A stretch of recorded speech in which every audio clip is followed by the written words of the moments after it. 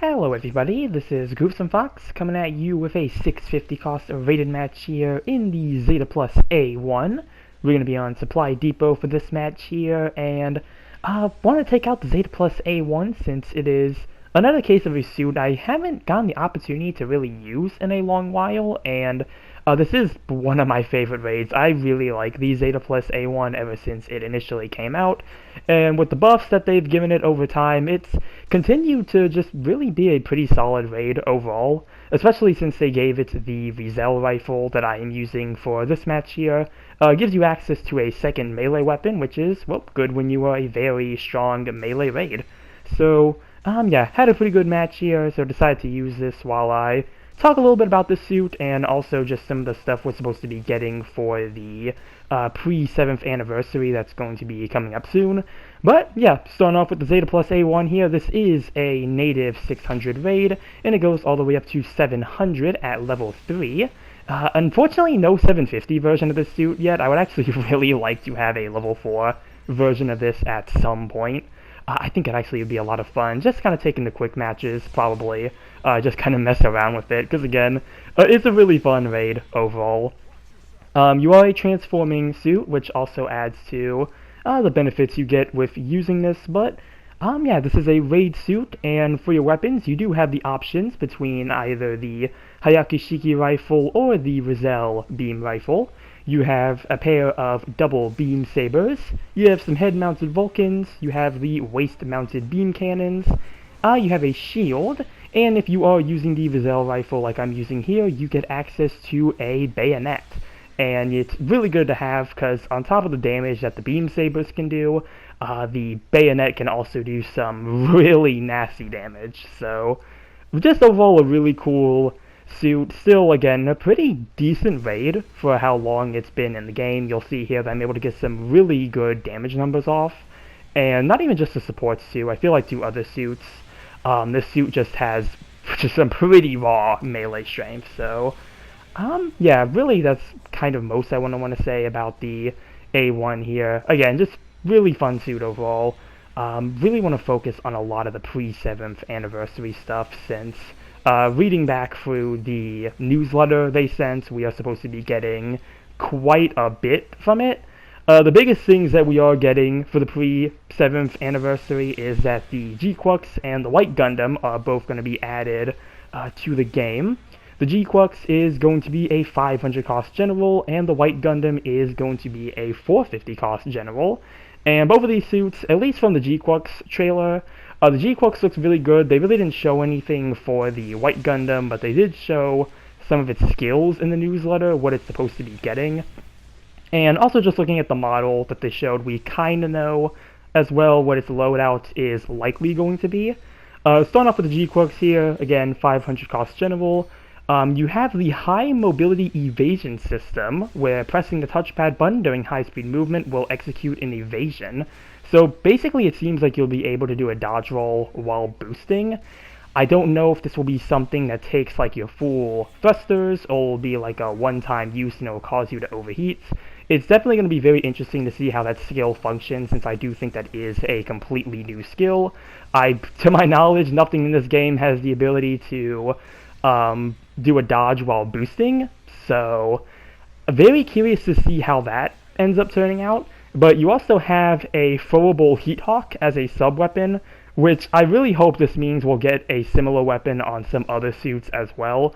I would really like to see just throwable weapons on more suits. I think that'd be kind of cool to see, but yeah, we do have that with the Heat Hawk here, and yeah, it has added attack power, and you do additional damage if you hit somebody from behind. So, really interesting looking things for the GQuuuuuuX there. And for the White Gundam, this is going to get the release range output limiter, where if a ranged weapon supporting this skill is focused, another focus can be performed, and when an additional focus is completed, the enhanced range attack can be performed. So, I'm going to assume this is going to be strictly for the beam rifle of the White Gundam. And you're also going to be getting EX boost with this suit as well. And some of the other things we've kind of seen with the White Gundam based off the model is that it is going to have a Hyper Bazooka as a sub-weapon. So assuming that's going to be like most you know, bazooka weapons in the game. It's likely going to be a pretty standard instant stun, but still, you know, pretty cool to see here. And again, that is going to be a 450 cost general, putting it 50 costs below the Red Gundam and the GQuuuuuuX, and 50 costs above the original RX-78-2. So, really excited to see how both of these suits turn out, and there will be 2 special step-up events that will be held for these suits. So, yeah, it looks like it's going to be pretty good opportunities for people to get this if you have the tokens for it. Some of the other information here is that we are supposed to be getting Special Battle again. They didn't show off, I think, all the maps for this. The only one they showed off was City Ruins. So, City Ruins, they kind of have it with its different control points. But then for that, we also have some special missions that they're going to give us as well. And the main thing from the special missions that I'm seeing here is that we're going to be getting a level 3 and 4 version of Char's Gelgook, which is going to be very interesting to see, because I think the Char's Gelgook is native to 450, so that's going to put it at level 3 and 4, like 550 and 600, which is, again, going to be very interesting to see how that goes for the Char's Gelgook. As much as I really like the Char's Gelgook, and even though it's a suit that was buffed recently, I honestly cannot see it performing that well at such a high cost. Maybe they'll give it some skills that will help kind of balance it out, but at least from my experience using the Char's Gelgook, again, it works at the 2 costs it's at least it can work, but, like, again, I just really cannot see it being that high. So, you know, we'll see how things turn out. You know, maybe they'll be surprisingly really good. Who knows? Kind of like the same thing I've kind of figured out with the Jake and D-Type when they made the level 4. Level 4 Jake and D-Type turned out to be a really good suit. So, like I said, we'll see. I'm sure, you know, with the limited missions, we'll see people maybe testing it out and, you know, kind of just go from there. But, yeah, that's sort of the quick rundown I wanted to do for the event here. Really just wanted to kind of pair this with this video and really just kind of do a video update of this, since the only thing I did was a community post kind of connecting the trailer. I linked the trailer in that one, but nothing with newsletter, which is something I probably should have done. But yeah, really excited to see the 7th anniversary pre-event, because this isn't the actual 7th anniversary. It's going to be the pre-event. So if this is what we're getting for the pre-event, I'm going to be really excited to see what we end up getting for 7th anniversary. Quite possibly it might be Crossbone. That seems to be the most popular theory when it comes to the 7th anniversary, but again, it is something that we'll have to really wait and see here, see what they end up releasing. But yep, we're going to be coming to the end of the match here, and that's going to be time out, mission over. So let's see how we did here with the Zeta Plus A1 at 650. I don't know if I mentioned this is the level 2 version. I probably did, but yep, top in individual and top in damage, and also beat my rival as well. And yeah, first place with 10 kills and 3 loss, so not too bad of a match there. Third place in pursuit assists, so yeah, pretty good match there with the Zeta Plus A1. Again, I really like this suit. It's one of my favorite raids in the game, and I still think it holds up fairly well for today's, you know, standards here.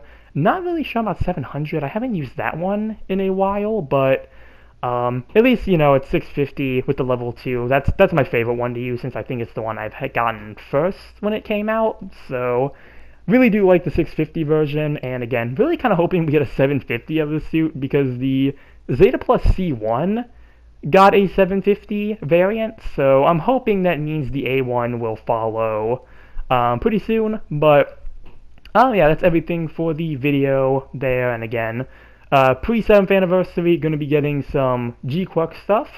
Char's Gelgook getting some more higher levels, and yeah, really just curious to see how those 2 suits are going to perform with the GQuuuuuuX and the White Gundam.